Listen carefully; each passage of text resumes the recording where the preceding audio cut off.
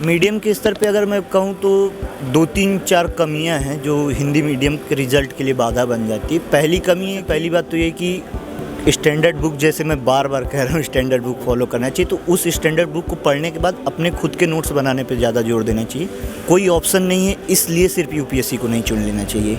अगर आपको यूपीएससी की तैयारी करनी है तो आपको ये मानना पड़ेगा कि मैं एटलीस्ट 10 से 12 घंटा रोज़ पढ़ने की काबिलियत रखता हूँ। इस दिशा में बढ़ रहे हैं तो ये मान के चलिए कि सफलता दोनों हो सकती है। सफलता का रेशियो बहुत कम है, तो एक अपने आप को मजबूत रखना हो। नमस्ते दोस्तों, जैसा कि आप देख रहे हैं पिछले काफ़ी समय से मैं यूपीएससी से रिलेटेड वीडियो ला रहा हूं।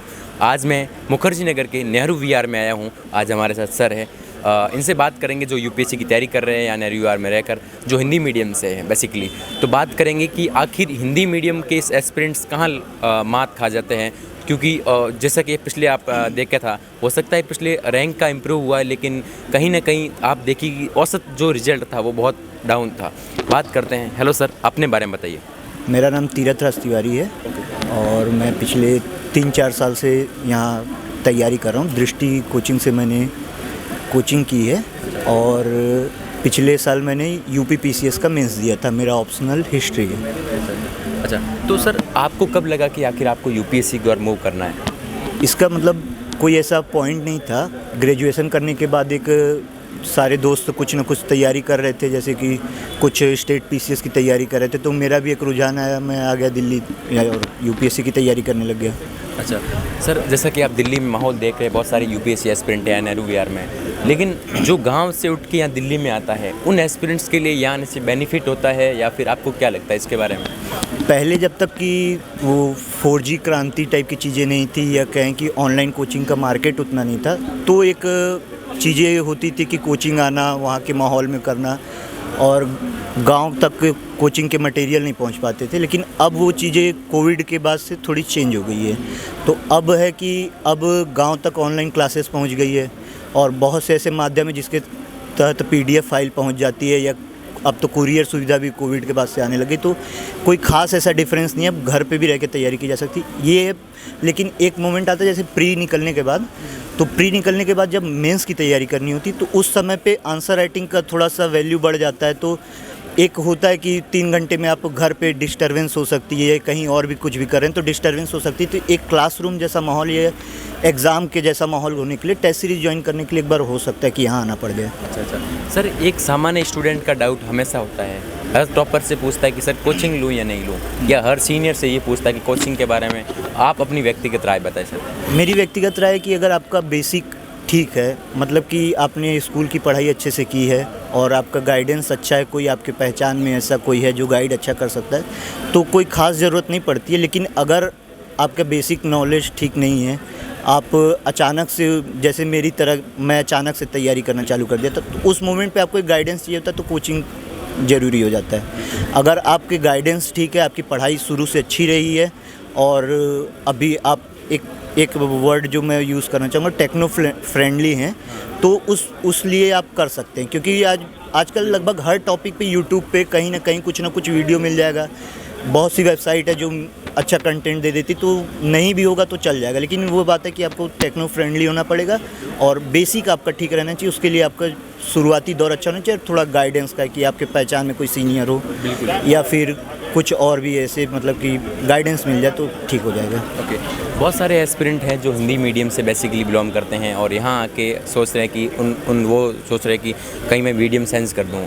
तो उन एस्पिरेंट्स को, उस डाउट को आप क्या बताना चाहेंगे कि मीडियम सेंस करें या फिर आप हिंदी मीडियम में भी टॉप कर सकते हैं, अच्छा कर सकते हैं, और कर सकते हैं तो किस प्रकार कर सकते हैं? मुझे लगता है कि अगर आपका लैंग्वेज पे कमांड अच्छा है, मतलब कि आपकी इंग्लिश अच्छी है, या कहूँ इस पे मैं थोड़ा सा बायस्ड भी हो सकता हूँ, लेकिन अगर आप ऐसे फील्ड्स हैं जैसे साइंस फील्ड्स हैं, इंजीनियरिंग किए हैं, मेडिकल से हैं और हिंदी मीडियम है, तो आपका इंग्लिश थोड़ा अच्छा होगा ही। अगर, क्योंकि साइंस वाले थोड़े से उसमें करना हो जाता है, तो ऐसे मोमेंट पे आप लैंग्वेज के लिए ठीक है तो कर सकते हैं मीडियम चेंज। लेकिन अब एकदम से ह्यूमैनिटीज़ बैकग्राउंड से हैं, हमेशा हिंदी पृष्ठभूमि में हैं, इंग्लिश लिखने में दिक्कत आती है, राइटिंग, वोकेबलरी और स्पेलिंग के स्तर पे गड़बड़ हो रही है, तो वो एक डिज़ास्टर होगा। तो मीडियम चेंज करने के लिए तो नहीं होना चाहिए, अगर इस टाइप के 2 चीज़ें जो मैंने बताई। और चेंज कर सकते हैं, अगर आपका इंग्लिश पे कमांड अच्छी है तो कर सकते हैं, ऐसा क्या दिक्कत है। तो सर मीडियम कहीं बाधा आता है, मीडियम में क्या बाधा आती है आपको क्या लगता है? क्योंकि हिंदी मीडियम इस बार अच्छी रैंक आई है, मान सकता हूँ पिछली उन दोनों 2 अटेम्प्ट में और भी उनका सिलेक्शन हुआ था, फिर भी इस बार 18वीं रैंक लाई। उन्होंने क्या किस प्रकार अच्छा परफॉर्मेंस दिखाया, तो आप क्या लगता है? मीडियम के स्तर पे अगर मैं कहूँ तो 2-3-4 कमियां हैं जो हिंदी मीडियम के रिज़ल्ट के लिए बाधा बन जाती है। पहली कमी है कि अगर हम कहें तो हम लोगों का बेसिक ही थोड़ा सा वीक होता है। बेसिक का मतलब कि अब मैं अपने स्तर पे बताऊं, मैं 2017-18 से तैयारी करना चालू कर दिया था।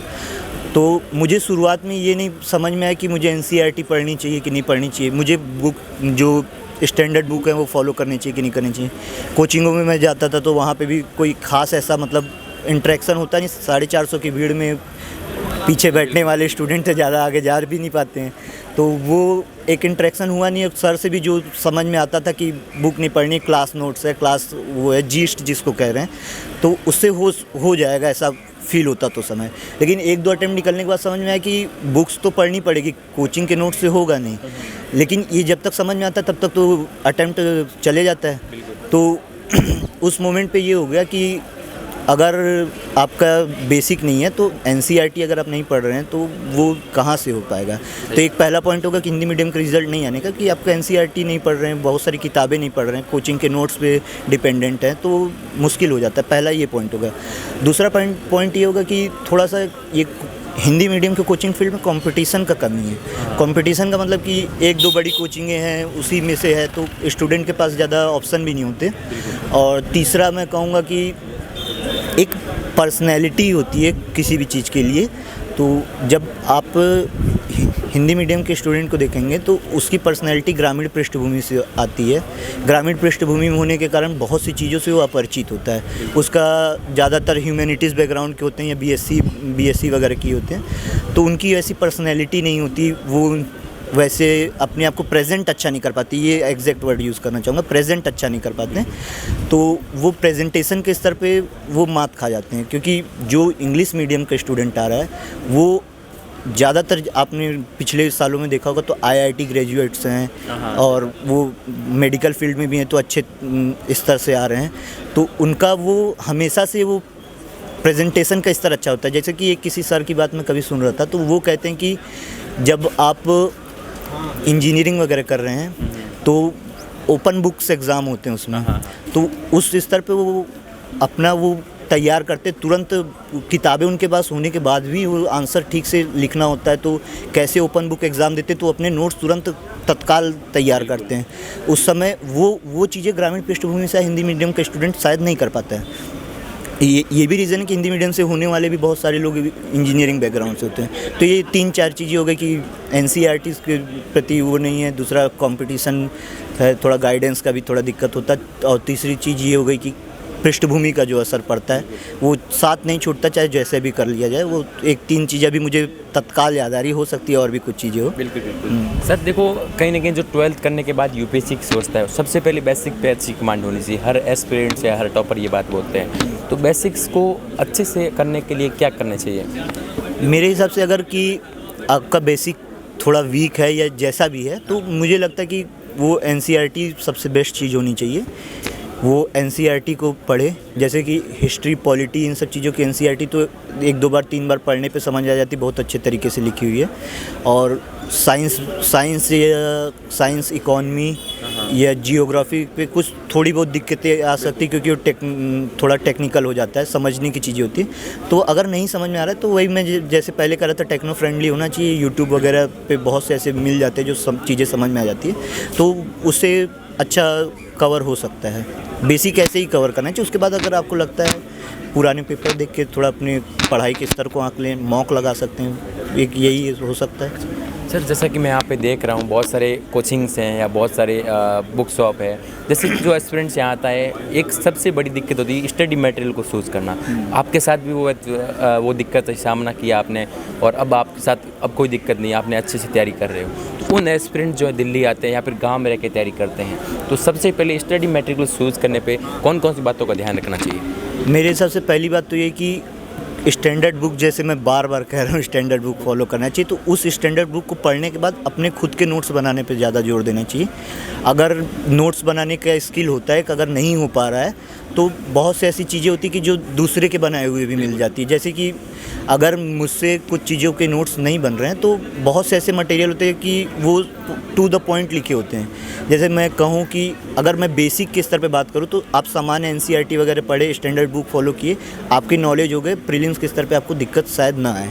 लेकिन जब आप मेंस पे जाएंगे तो कुछ ऐसे सब्जेक्ट होते हैं जिनके मतलब न डिफाइंड बुक है ना कुछ है, तो ऐसे में कोई एक स्टडी मटेरियल लेना है, उसको फॉलो करना है। जैसे मैं अब मैं नाम नहीं बताऊंगा, लेकिन एक कोचिंग है जिसके नोट्स अच्छे टू द पॉइंट है, उसमें कीवर्ड के फॉर्म में लिखे हुए, वो कीवर्ड्स को याद रखना हो तो एक अच्छा खासा मटेरियल तैयार हो सकता है, प्रेजेंटेशन अच्छा हो तो बन सकता है। रही बात नोट्स कैसे चॉइस करना चाहिए, तो मैं फाउंडेशन जो है बेसिक बुक और उसके बाद अपना नोट्स बना सकते हैं। अगर कहीं ज़रूरत है तो कोई एक आध नोट्स अपन मार्केट से लेकर उसको अपना नोट्स बनाने पे ज़्यादा जोर देना चाहिए। और करंट अफेयर्स अगर डेली पढ़ रहे हैं तो वो प्रोसेस और अच्छा हो जाता है। ओके सर, लास्ट सवाल की ओर चलते हैं। न्यू एस्पिरेंट को आप अपनी व्यक्तिगत राय क्या देना चाहेंगे? न्यू एस्पिरेंट को मैं ये कहना चाहूँगा कि अगर आप यूपीएससी को चुनते हैं तो पार्ट टाइम तैयारी की तरह से नहीं लेना चाहिए। और दूसरा ये कि कोई ऑप्शन नहीं है इसलिए सिर्फ यूपीएससी को नहीं चुन लेना चाहिए। अगर आपको यूपीएससी की तैयारी करनी है तो आपको ये मानना पड़ेगा कि मैं एटलीस्ट 10 से 12 घंटा रोज़ पढ़ने की काबिलियत रखता हूँ।